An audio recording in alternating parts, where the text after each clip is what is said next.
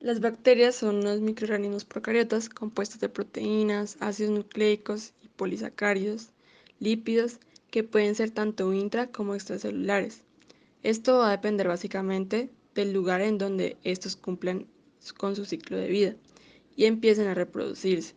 Estas pueden producir una relación tanto benéfica, formando parte de nuestra microbiota, como perjudicial, que ya vendrían siendo las bacterias patógenas, que son las que tienen un potencial de causar daño.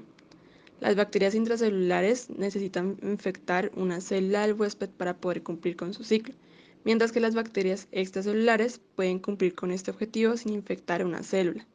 Estas bacterias pueden reproducirse en lugares como el torrente sanguíneo, los tejidos conjuntivos o incluso en sitios como la vía respiratoria, la vía urogenital y el tracto gastrointestinal. Entre algunos ejemplos de bacterias extracelulares son los cocos gram positivos, estafilococos y streptococcus, bacilos gram positivos anaerobios como Clostridium y bacilos gram negativos como Escherichia coli. Para efectos prácticos, vamos a tomar uno de estos microorganismos como ejemplo de cómo puede una bacteria extracelular entrar al cuerpo humano y generar enfermedad, y además cómo la respuesta inmune innata puede combatir contra estos para evitar su entrada y promover su eliminación. El ejemplo que tomaremos es el Streptococcus pyogenes. En este caso vamos a tener en cuenta que este va a tener que entrar al organismo, a pesar de que también lo podemos encontrar siendo parte de la microbiota. Las bacterias tienen una serie de características, por ejemplo, que son transmisibles ya sea por diferentes vías como inhalación, parenteral, contacto, vectorial, vertical. Tienen adherencia a las células y tejidos del hospedador y sea una invasión de las células y tejidos del hospedador. Tenemos que las bacterias tienen toxicidad por medio de exotoxinas y endotoxinas, además de la capacidad de evadir el sistema inmune mediante diferentes mecanismos. Al ingresar, este se va a encontrar con la primera respuesta del cuerpo, que van a ser los epitelios.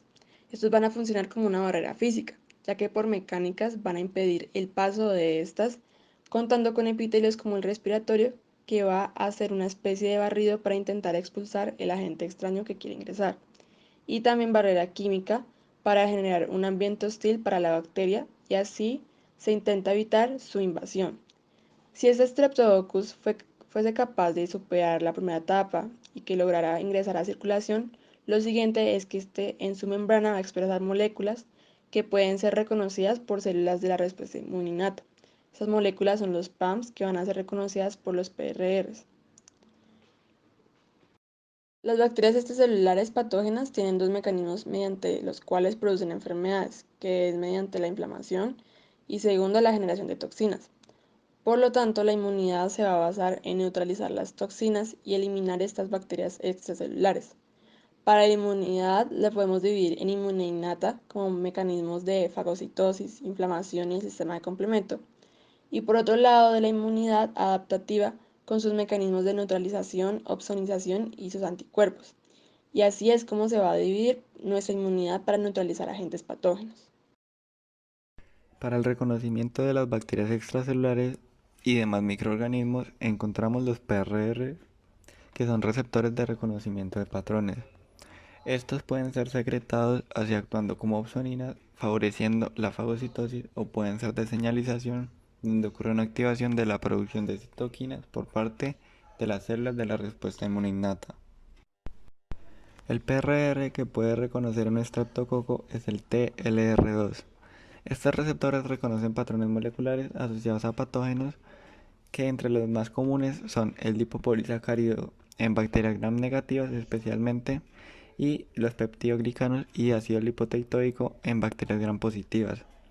La virulencia de los estreptococos del grupo A depende de la capacidad de las bacterias de adherirse a la superficie de las células del hospedador, invadir las células epiteliales y producir una variedad de toxinas y enzimas.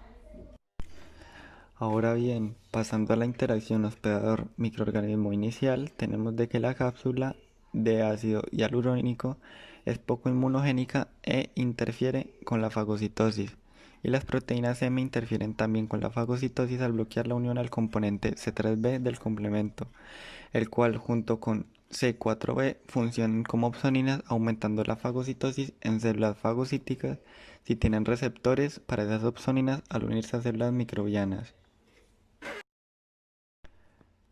A su vez, C3b en esta bacteria puede ser degradado también por el factor H, que se une a la superficie celular de la proteína M.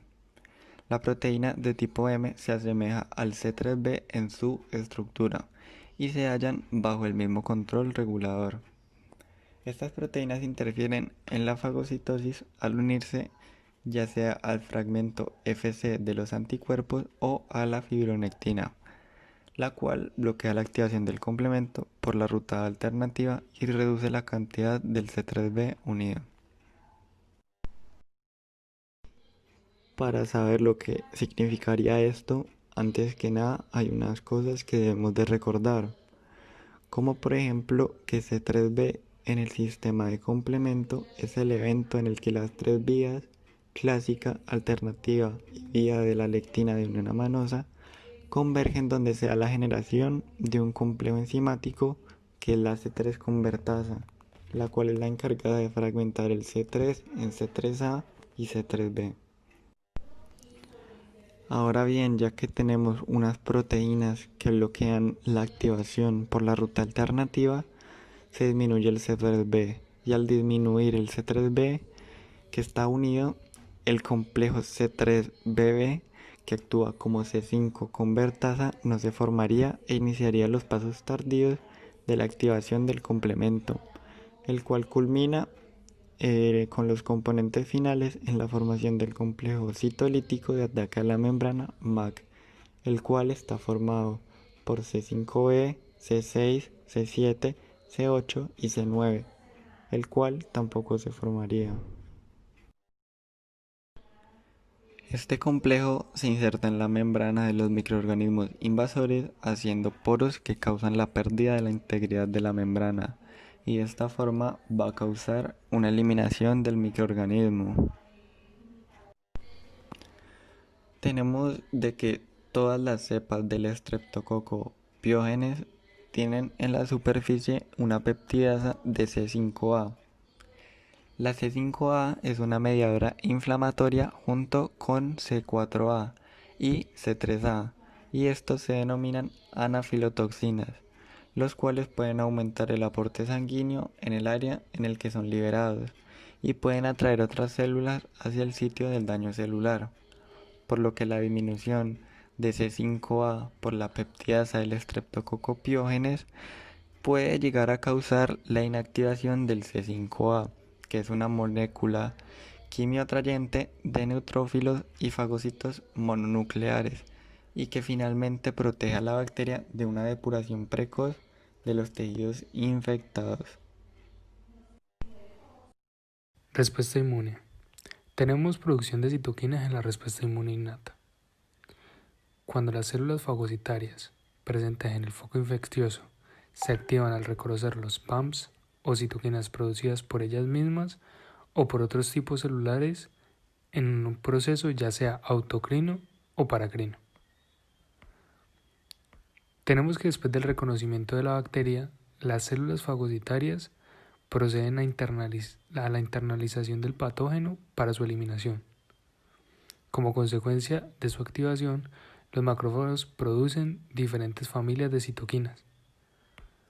Citoquinas que inducen a la respuesta inflamatoria aguda local o sistémica, citoquinas que median el reclutamiento de leucocitos en el tejido inflamatorio, como quimiosinas, citoquinas que inducen la proliferación y o diferenciación de precursores leucocitarios en la médula ósea, y citoquinas que inhiben la activación del macrófago en el foco inflamatorio con el fin de regular estos eventos y evitar lesiones inflamatorias en el huésped.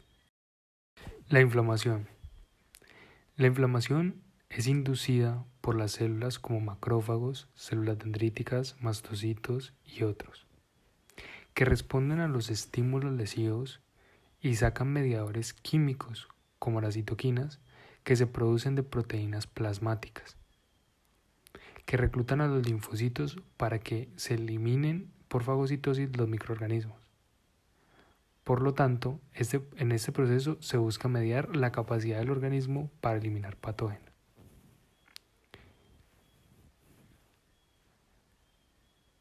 Los pasos para la respuesta inflamatoria. El primero es el reconocimiento del agente lesivo. El segundo es el reclutamiento de los leucocitos. El tercero es la retirada del agente. El cuarto es la regulación de la respuesta, por mecanismos inhibidores tendentes a finalizar o equilibrar el proceso. El quinto, la reparación, sea una reparación total o parcial de los tejidos dañados por el agente agresor o por la propia respuesta inflamatoria. Como consecuencia de la activación de los macrófagos se producen diferentes familias de citoquinas, dentro de las cuales actúan el factor de necrosis tumoral alfa, la interleuquina 1 e interleuquina 6. Estos anteriores proveen una respuesta inflamatoria ya sea aguda, local o sistémica. Además tenemos las quimiosinas, que son las encargadas de reclutar leucocitos en el tejido inflamado. Por otro lado tenemos la fagocitosis.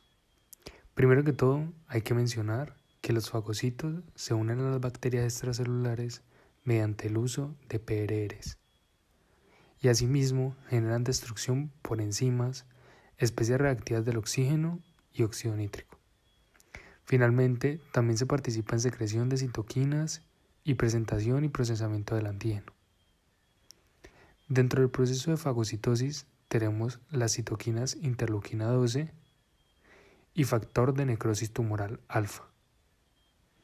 Previamente liberadas por los macrófagos, activan a las células natural killer que forman parte de la primera línea de defensa contra patógenos y se realiza de dos maneras: destrucción de las células infectadas por patógenos y la producción de quimiosinas y citoquinas que ayudan a mantener la activación del macrófago, que recordemos tiene la capacidad de fagocitar partículas grandes y que se encarga de destruir los antígenos.